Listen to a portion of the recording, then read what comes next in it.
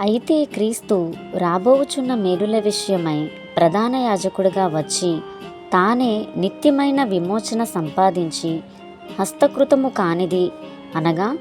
ఈ సృష్టి సంబంధము కానిదియు మరి ఘనమైనదియు పరిపూర్ణమైనదియునైన గుడారము ద్వారా మేకల యొక్కయు కోడెల యొక్కయు రక్తముతో కాక తన స్వరక్తముతో ఒక్కసారే పరిశుద్ధ స్థలములో ప్రవేశించెను. ఏలయనగా మేకల యొక్కయు ఎడ్ల యొక్కయు రక్తమును మైలపడిన వారి మీద ఆవు దూడ బూడిద చల్లుటయు శరీరశుద్ధి కలుగునట్లు వారిని పరిశుద్ధపరిచిన ఎడల నిత్యుడగు ఆత్మ ద్వారా తన్ను తాను దేవునికి నిర్దోషినిగా అర్పించుకొనిన క్రీస్తు యొక్క రక్తము నిర్జీవ క్రియలను విడిచి జీవము గల దేవుని సేవించుటకు